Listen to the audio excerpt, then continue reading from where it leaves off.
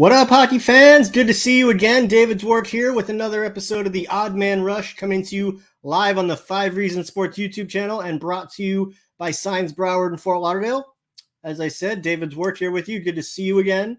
I cover the Panthers for Local 10 and for the good people here at 5 Reasons, and I'm glad to be here with you once again for another Odd Man Rush as the Panthers are getting ready to finally play some hockey on home ice. They'll be on the FLA Live Arena sheet tonight as they host the Montreal Canadiens. A brief 2-game homestand this week as the Chicago Blackhawks will be in town on Thursday before the Cats head out for a quick back-to-back on the road this weekend in New Jersey and Buffalo. So, look, right off the bat, you're looking at 4 games this week against non-playoff teams, 4 what should be winnable games for this Panthers team as they get ready to head into this home stretch of the season and push towards the playoffs. And that's really where I want to get started. I want to look back at these last 3 games that they played in Canada over the last week, because they were the first 3 games that the Panthers played after the trade deadline. And look, that's where really the big stuff happened, right? The Panthers went out and they brought in Claude Giroux. They brought in Ben Sharat. They brought in Robert Haig. And suddenly this extremely deep, formidable Panthers squad that was already viewed as a Stanley Cup contender, now even deeper. They put like some Iron Man armor on, and now they're a Stanley Cup favorite. Let's be honest. My big, I wouldn't say my big issue, but my issue, and we'll see how it plays out as the year goes on, is the goaltending, and we'll see how that holds up and plays out as we get into 18 games left, 17 games, whatever it is on the schedule at this point. And hopefully, somebody steps up and becomes like the guy. Right now, it's been a little back and forth. You got a little Bob here, a little Knight here. The overall statistics, I guess, have been okay. More so with Knight, I think, than with Bob. And we'll get into what happened on the road trip in a second. Let's start in Montreal. 4-3 win, another comeback win for the Panthers. It was the first game with the new guys. Claude Giroux skating on that top line with Barkov and Verhage looked very good. He's a Hall of Fame player, so obviously he's going to look very good. But he picked up a pair of assists and just kind of like slid right in on that top line, playing the left side of the top power play unit. And, just like an old pair of shoes, very comfortable, very, looks solid. What more can you say about Claude Drew? There's not really going to be much of an adjustment period. I think that's pretty clear at this point. Look, when you're skating with people like Sasha Barkov and Jonathan Huberdeau and Sam Reinhart, it's easy to adjust well. And there's kind of no surprise there that he adjusted on the top line and on the top power play unit. Ben Sharat also, all 3 guys really, Sharat, Giroux, and Haig all picked up their first points as a Panther in their first game as a Panther, which was nice to see. I thought Robert Haig in his first game and as the road trip kind of continued, he looked very solid and comfortable. Didn't seem like much of an adjustment. He wasn't really trying to push too hard, I didn't think. I thought he was just playing smart, chill, responsible hockey, but I think that's also fine for, the purpose of what these guys have been brought in for. Sharat, you can see that there's a lot of skill with this guy. It's just, I think, the adjustment period, maybe because he's being a little bit more aggressive. You could see that he was pushing the pace a little bit more offensively. Certainly what the Panthers would like to see from their defensemen. It's just going to take a little while for him to get his markings down, to get his assignments, to learn the systems a little bit better. And you would expect that with anybody, but a nice upside there with Ben Sharat. Certainly can understand why so many teams were keen on trying to acquire him. But yeah, the game in Montreal, obviously they put up a tough fight. They got a late goal, but a solid road win for the Panthers in a very hostile environment. And then moving on to Ottawa for another comeback win. This one a little bit more nail bitey, comeback catty, kind of like what's going on here. There's been a couple of games like that this season. I think about one earlier this year in Buffalo at home, where I don't know if they fell behind 2-0 or 3-0, but they came storming back and won that game. And you kind of got this feeling in Ottawa as well, because even though the Senators jumped out to the 3-0 lead, Panthers were playing pretty solid. A couple kind of funky goals on Bob, especially that third one that kind of slid right under his pad. But credit to to Bob, kind of following suit with the Panthers, snapping right into place, getting his shit together, and really playing lights out the rest of the way. And that kind of is my beef with Bob. He'll go out for a period and a half and look, like leaky, like a drippy faucet. And you're wondering if every shot's going to get stopped, if it's going to go in, what's going on. And then all of a sudden he snaps into focus and he's stopping everything. He stops all 3 shots in a shootout. And the Panthers get this nice 4-3 come from behind win. In the win, I want to talk about Sasha Barkov for a second, because we saw Barkov get the only shootout goal in this game. And now this season, Barkov has taken 5 shootout chances and he's converted on 3 of them. Why is that substantial? I'm going to tell you why that's substantial. Because last season, he only went twice and he scored once, Last season, he went 1 for 2. You could see that, last year, Joel Quenneville was kind of holding him back from the shootouts because of how much he struggled the year before. Let's see, if you combine in 2019 and 2020, in that season, he only took 4 shootout chances and he made none of them. He went 0 for 4. The year before that, Q's first year, 18-19, Barkov went 3 for 10. Still not very good, 30%. That's not a good number for Barkov when you consider how he was early in his career. And that's, looking back, 15-16, he was 5 for 6. 16-17, he was 7 out of 10. 17-18, he was 4 out of 6. So right there, that's what 7 plus 4 plus 5 is 16. Okay. 16 for 26. Those are pretty decent numbers.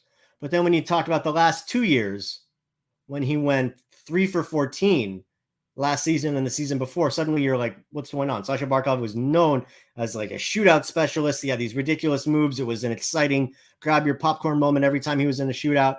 That kind of fell off the last couple of years. So it's good to see this year. He's now 3 for 5. You can see that he's a little bit more confident. I mean, the goal in Ottawa, it was a great example of knowing what to do in a shootout, because first he changes his speed 2 or 3 different times between when he touches the puck and when he gets in between the circles. Speed up, slow down, speed up. That's tough on the goalie, because the goalie's job is you want to match the speed of the shooter as he's backing up. You want to match his speed so that way you can move with him. That's not an easy thing for a goalie to do when he's got to speed up and slow down and speed up. It's very difficult. Combine that with the fact that Barkov's moving back and forth. He's keeping the puck in front of him. When the puck's on the side of somebody, it's a little bit harder for them to do things. When they're keeping the puck in front, they're moving it side to side. You've got a lot more options. Your arms are in front of you. So Barkov was definitely keeping Anton Forsberg on his toes. And then before Forsberg had a real chance to figure out what's going on, how he's going to adjust, is Barkov going to shoot? Is he going to deke? Before Barkov even took a stance, he's flipping that crazy backhand up with the puck dangling. Forsberg, you did see, he reacted really late. He had no chance. He just kind of like threw his head up in the air like, what just happened? That's the kind of confidence you want to see from Sasha Barkov in the shootouts. Now, granted, again, only like 17 games left, but it's a confidence thing. This is your captain. This is a guy who's plays more. He's on the ice more than anybody. He's counted on more than anybody. His confidence being high is only going to help the Panthers as they continue to move towards the playoffs and hopefully through the playoffs. And then one final note on that Ottawa game is Claude Giroux had another 2 assists, and he also had 5 shots on goal. So really you can see that he's pretty well acclimated at this point. Now the loss in Toronto, 5-2. Game was closer than the score indicated. Toronto got a late power play goal and then the empty net goal with like a second left. One thing that the Leafs did a really good job of was clogging up the neutral zone, was stopping the Panthers at their own blue line, kind of limiting their exits and their breakouts before they had a chance to get them moving, which, to Florida's credit, they did adjust later in the game and were generating more chances as they got later on. It just took them a little while to make those adjustments. Now, could it be that they were playing the 3rd game in 4 nights on this road trip? Perhaps. It was a good job by Toronto. Certainly not a big concern from a Panthers standpoint, because they're still able to do what they did late in the game. They're still able to convert into their systems, to play their pushing, pressing style of possession hockey. And really, when it comes to Toronto, and, forgive me, Leafs fans, for saying this, but you guys could look amazing in the regular season. Let's see what happens in the playoffs. And yeah, I know it's coming right back at me. Oh, what about the Panthers? What about the Panthers? Well, the Panthers traditionally don't make the playoffs. It's not so much what they don't do in the playoffs. They just don't really get there, and that's all changing right now. But yeah, overall, not a huge concern. It was a tough game at the end of a road trip. Peter Mrazek played out of his mind for Toronto in goal. As a member of the union, I'm happy to see one of my fellow goaltenders playing so well, and Mrazek certainly did that. But yeah, in a 7-game series, I'm still happy to take the Panthers. Ultimately, what was the difference maker in this game was special teams. The Leafs went 2 for 2 on the power play. The Panthers went 0 for 3, and that's really your difference maker right there. As I said, Toronto got those 2 power play goals from that guy. What's his name? Kind of, I don't know if it's kind of like a mental block or something. Taveri or some, I don't know, some guy that used to play in the Islanders. He had a pretty good game for the Leafs. And yeah, it was just one of those where you want to put it in your rearview mirror. You know you're going to face them again a couple of more times between now and the end of the season. And I know there was a lot of concern from Panthers Twitter, a bit of a backlash out there. I would say just take it easy. It is just one game on a big schedule, and this is a Panthers team they've won a lot more than they haven't. I mean, what are they up to now? 44 wins, 44, 15, and 6. I'm not overly concerned there. I'm going to assess the new players in a minute, just kind of give my thoughts on them. And I do want to talk a little bit about the special teams. But before I do, I just want to talk real quick about the sponsor of today's show, and that is Signs Broward of Fort Lauderdale, the #1 sign company in all of Broward County. This is a locally owned and operated company. They specialize in custom indoor and outdoor signs, vehicle graphics, trade show displays. They do sign maintenance. They do everything for you. They have an incredible staff. They will help design what you see in your head. They'll help you make it a reality, put it together for you. As I said, it's a full service, one-stop shop for all your custom designs and graphics. One-on-one customer consultations. Like I said, they'll give you the exact graphic you're looking for. They'll print it out for you. They'll manufacture your creation. They will install it at your business, on your vehicle, or wherever you need it put up. And they'll also help you if you're a business owner. They can give you window graphics, interior office signings, custom flags and banners. And like I said, they do sign maintenance and repairs as well. They serve all of Broward County. A lot of the signs that you see, you cruising on Las Olas or on Federal Highway, a lot of those signs that you see out there were made by Signs Broward. For more information on Signs Broward, you can give them a call at 954-791-8685, or you can visit them online at signsbrowardfortlauderdale.com. So again, that's Signs Broward, 954-791-8685, or visit them at signsbrowardfortlauderdale.com. As you can see there, my amazing producer, Manny Chang, putting it up for you to see.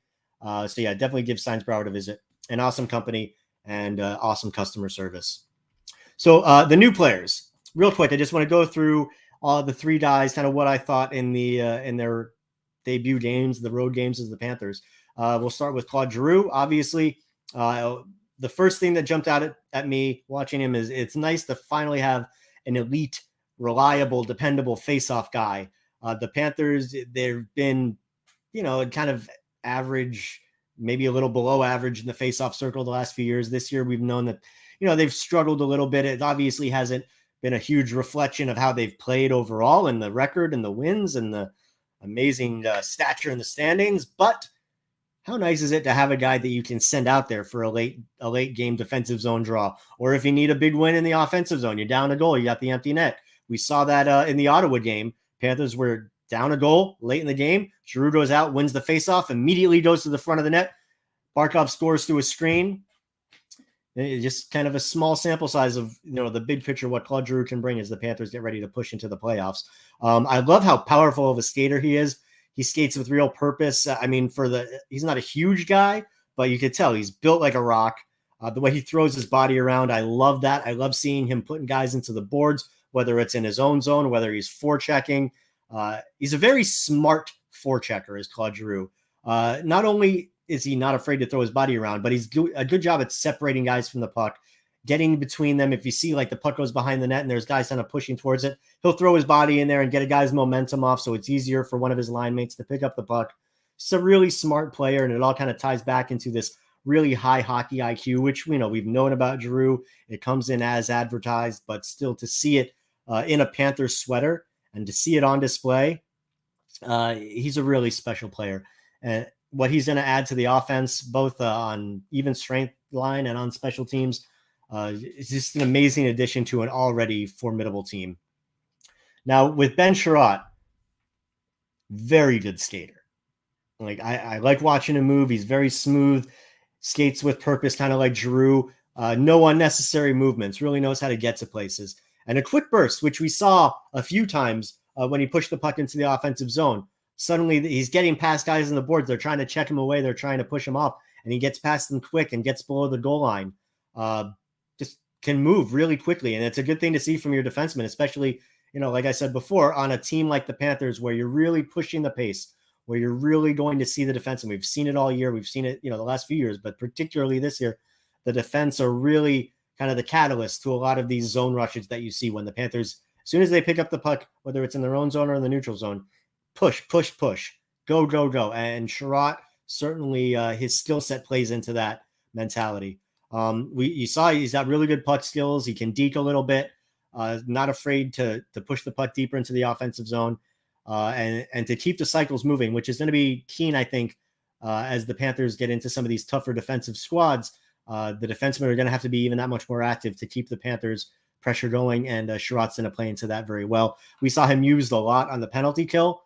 He was one of the main guys out there. I'll talk about special teams in a minute, but he got a lot of usage on the PK as well, which is something to keep an eye on. And kind of just as I was alluding to, like, more of an offensive upside than even I was anticipating. And that could just be the role he was asked to play when he was in Montreal the last couple of years, when we really kind of saw him take off. I mean, we've talked about how much playoff time he's had in the last few years. I think it was like 56 games in the last 4 or 5 years that he's played in the postseason. But his role with the Panthers is going to be a little bit different. And I think we saw that kind of right off the bat with how much he's been asked to push offensively. And look, 3 games, he's already got 12 shots on goal, including 6 shots in that come from behind win in Ottawa. So I think while he's kind of been billed as a solid defender, a tough body in his own end, we've seen that he's been a little bit tough in his own end as well. The offensive upside is clearly a big part of his game and something that he's going to be asked to do here with the Panthers. So, he's definitely one that I'm intrigued, to say the least, to see how Sharat kind of blends in with the Panthers. And again, this is a guy who they spent a first-round pick on, so it would not surprise me if they try to retain him in the offseason.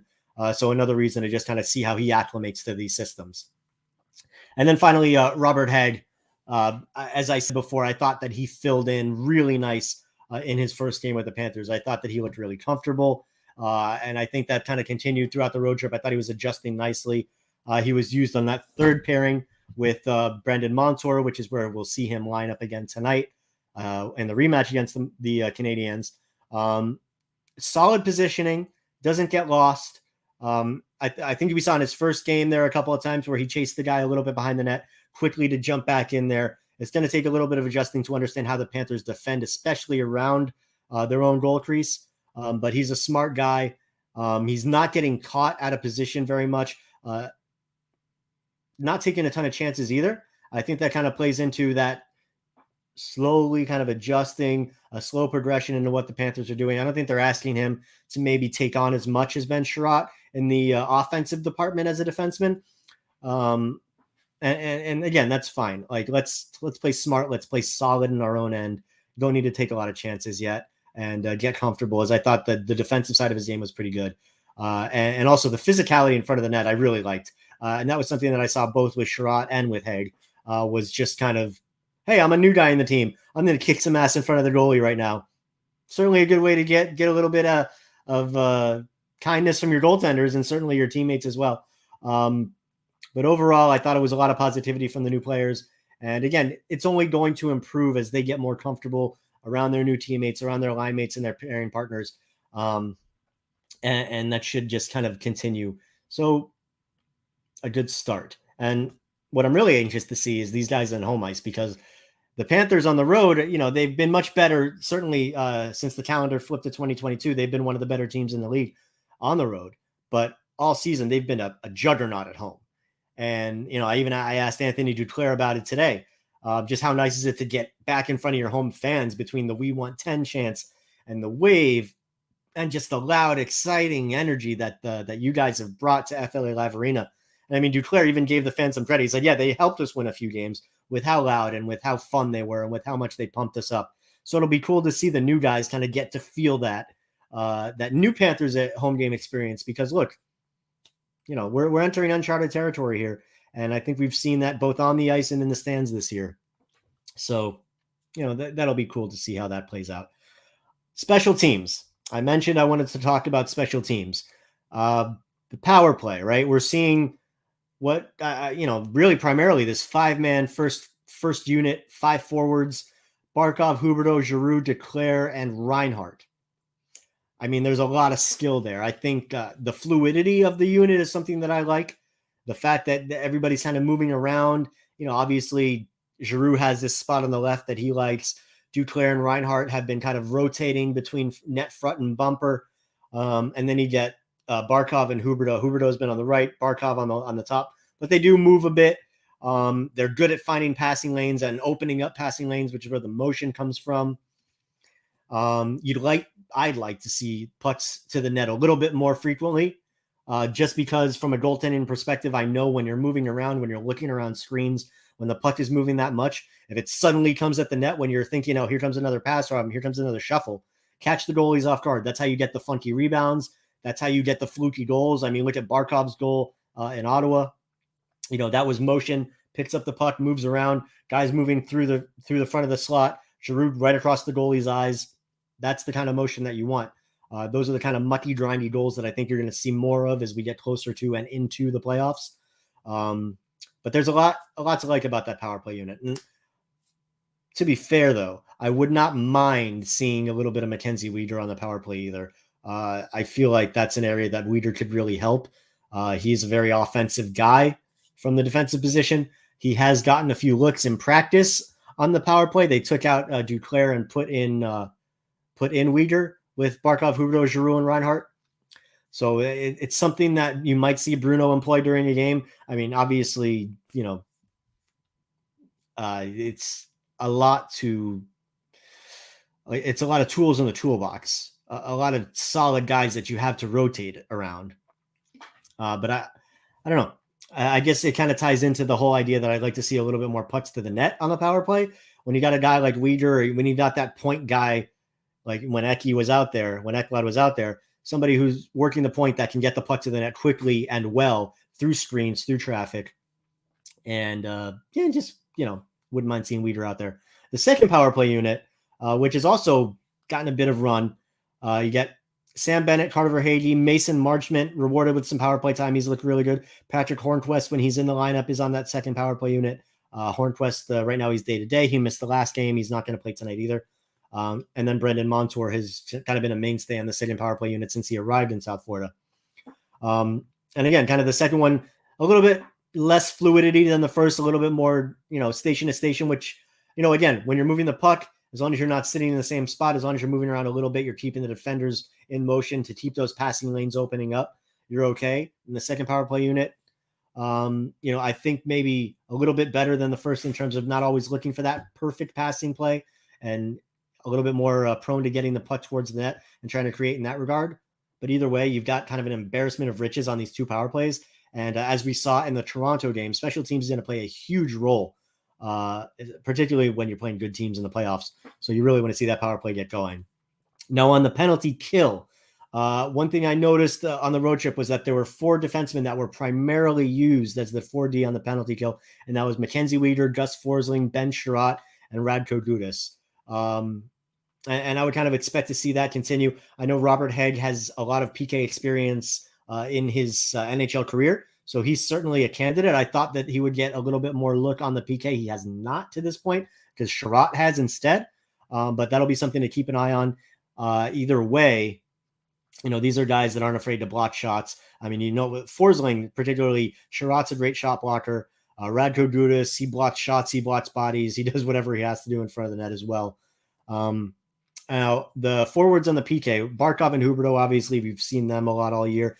Eetu Luostarinen, once again, those 3 were the most used on the PK on the road trip.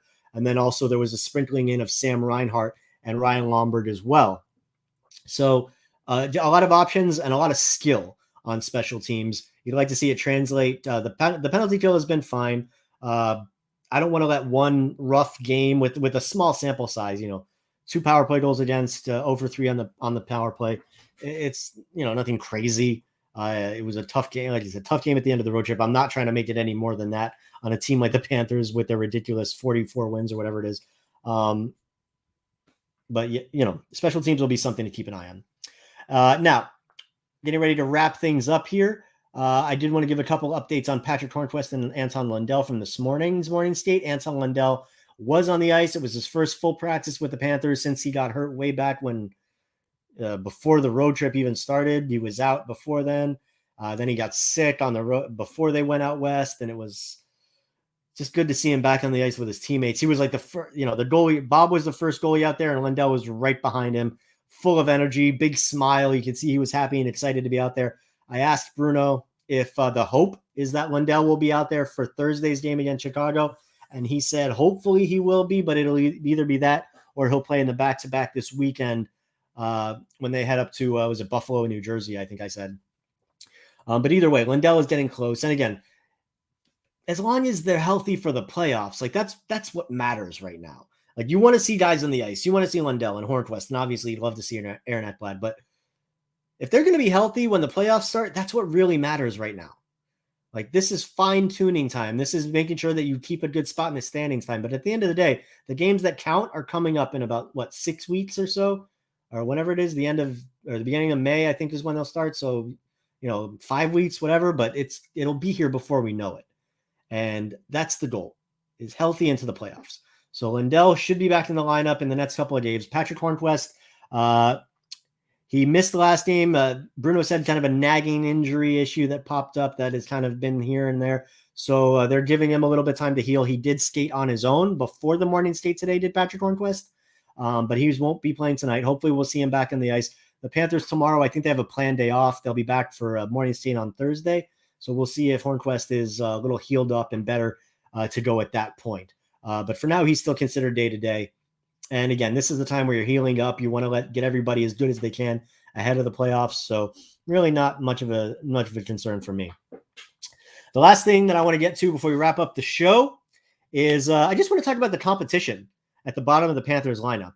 Right now they're mostly healthy, but when they're firing on all cylinders, you have to think the top 9 is pretty much set once Anton Lundell returns. You got Barkov, Verhaeghe, Giroux on the top. You got Huberdeau, Bennett, Duclair on the second line. And then you got Mason Marchment, Lundell centering with Reinhart on the right. That is a pretty insanely formidable top 9. And then when you think that leaves 6 forwards fighting for 3 spots in the bottom line, that leaves Ryan Lombard, Patrick Hornqvist, Noah Chari, Eetu Luosterainen, Maxime Mammon, and Joe Thornton all fighting for just one bottom line. When that right there is a pretty solid bottom 6 on most teams in the NHL. So it'll be good, healthy competition. Bruno will be able to mix and match a little bit more if he wants to do certain things with matchups, depending on who the Panthers might be playing. And it also just gives you flexibility. Should somebody get a little nicked up, should they need a day or two to heal, you don't have to worry about getting anything other than quality players into your lineup. So it's a good thing for the Panthers. The D are going to be exceptionally deep when Aaron Ekblad returns, assuming they stay healthy. Because then you got a top 6. You got Weeder and Ekblad likely on the top pairing, the Forsling and Gudas pairing that's been together for a while. And then you've got Sharat and Brendan Montour. And that leaves you with Robert Haig, Lucas Carlson, and Petteri Lindbaum as your basically your 7, 8, 9 defensemen. I mean, they'll be under the cap once the playoffs start. It won't matter anyway. And there's no more roster limitations. So suddenly you're looking at this ridiculous depth. And also Marcus Nudavara, he also could be back. He's been spotted skating a little bit. He's been out since the beginning of the season. He's been out. So the hope is that maybe he could also get into that mix as well. And then, obviously you've got the guys in the minors that, we were thinking they would be their depth guys, your Chase Pristies and your Matt Kiersteds. Now suddenly they're bumped back even further. They can develop even more at the AHL level. I mean, perhaps once the AHL season is over, these guys get brought up. We'll see. I don't know. But the point is really ridiculous depth as the Panthers head into the playoffs, assuming hopefully they stay healthy between now and then. Aaron Ekblad is expected back in early May. But man, exciting times. The Panthers are not going to have any excuses when the playoffs start. And as I wrap up the show, it all comes back for me to goaltending. That's the only thing with any kind of a question mark. And it's not a huge question mark. We've seen Bob's got the ability to be amazing. We've seen Spencer Knight. He's rounding into this solid NHL goaltender. He was really, really reliable on that road trip out west when he started all 4 games, going 2-1-1, playing very solid. Even the game in Vegas where he gave up, I think it was 3 or 4 goals. 3 of them were funky deflections, backdoor screens. At the game in Toronto that he started, deflections, backdoor goals, nothing really that you're getting too mad at him about. So, yeah, optimism. That's where I'm going to leave it. Very, very cautious but exuberant optimism.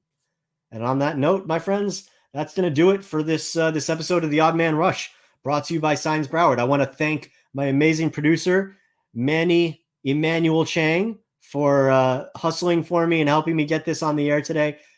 Manny works so hard. He does not get nearly enough credit for how much work he puts in. So thank you so much, Manny. You are very much appreciated, my friend. And thank you to everybody who's watching, commenting, tweeting. It is very much appreciated. I love the comments. I love the messages you guys send me. And I'm glad that you're enjoying what we're doing here at 5 Reasons Sports. So until the next time, I'm David Dwork. I hope you all have a great week. I hope the Panthers have a great homestand. We'll catch up with you again next week. And until then, everyone, take care of yourselves and be cool.